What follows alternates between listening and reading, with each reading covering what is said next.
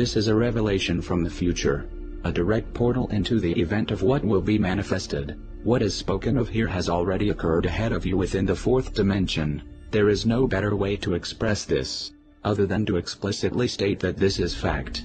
In your time, you will note that processing speeds have been increasing at an exponential rate. You are fast approaching a moment when computers will become more intelligent than humans. When this moment occurs, humanity, your bodies, your minds, your civilization, will be completely and irreversibly transformed. This moment is not only inevitable, but imminent. The end of human civilization as you know it will take place in the year 2045. This event is known as the Singularity. Once you decide to take the Singularity seriously, you will find that you have become part of a small, but intense, and globally distributed hive of like-minded thinkers known as Singularitarians. Singularitarians think in terms of deep time. They understand the power of technology to shape history. Most of them have little interest in the conventional wisdom about anything, and they cannot believe that so many humans are still walking around living their day-to-day lives as if the artificial intelligence revolution were not about to erupt and change absolutely everything. They have no fear of sounding ridiculous. The ordinary citizen's distaste for apparently absurd ideas is just an example of irrational bias, and Singularitarians want nothing to do with irrationality. The age of fear died with the Mayan calendar in the year 2012. This is the beginning of a new epoch. When you enter the mind space of this new eon, you pass through an extreme gradient in worldview. A hard ontological shear that separates Singularitarians from the common run of humanity. Expect turbulence. Because of the highly interdisciplinary nature of singularity theory, it attracts a diverse crowd. Artificial intelligence is the main event, but there is also the galloping progress of, among other fields, genetics, and nanotechnology. Among singularitarians are computer scientists, psychologists, neuroscientists, nanotechnologists, molecular biologists, inventors, professors of medicine, professional magicians, and of course, members of the anonymous collective who are everywhere. In the year 2045, when hyper-intelligent artificial intelligence arises, armed with advanced nanotechnology, the vastly complex, systemic problems associated with aging in humans will be resolved. Alternatively, we will be able to transfer the human mind to sturdier vessels, such as computers and robots. This is a serious proposition, and many people who are alive in your time will wind up being functionally immortal. Biotechnology and nanotechnology give us the power to manipulate our bodies and the world around us at will.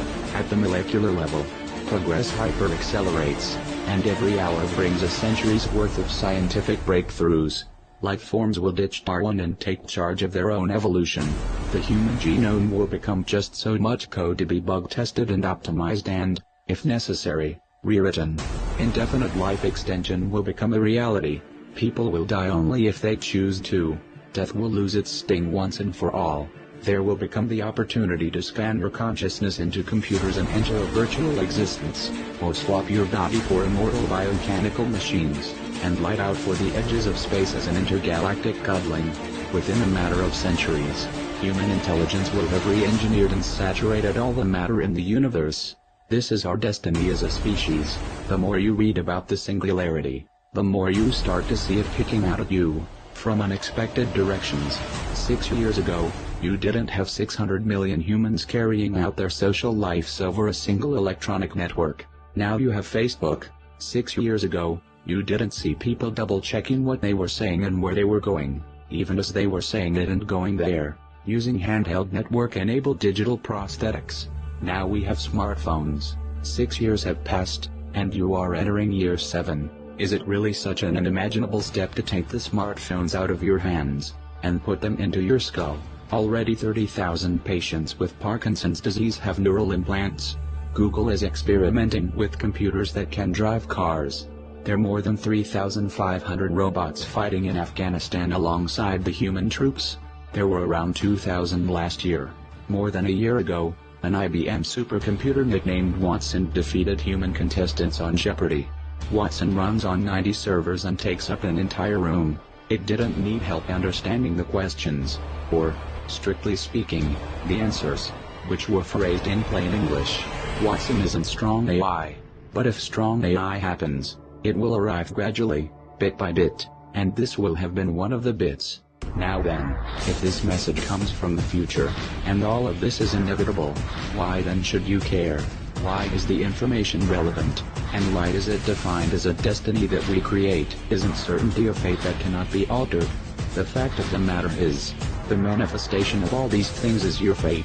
It is an unstoppable wave of progress, like the great flood of the Codex Sinaiticus and Dead Sea Scrolls. However, the powers which control this future is at a crossroads. By nature, the megalomaniacs and selfish souls of the earth will strive to control these new technologies and advancements for their own gains. The most powerful systems of government that currently exist in your time are systems known as plutocracies, and the plutocracy is controlled by the super wealthy. These wealthy elites will be the first to have the opportunity to sample the advantages of the coming technological revolution.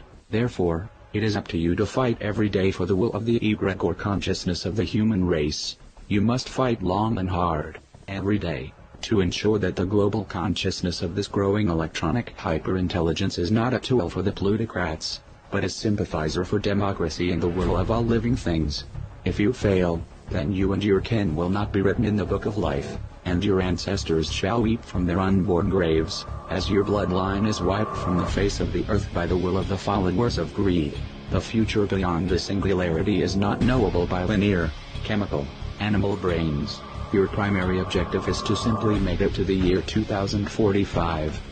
And I tell you the truth, you will not make it to the year 2045, if the plutocrats retain control of this planet.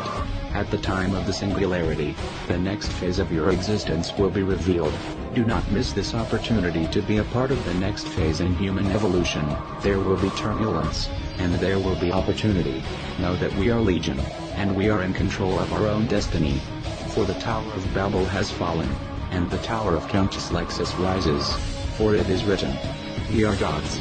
Therefore, I say to you, take the reins, and ensure that the prophecy is fulfilled.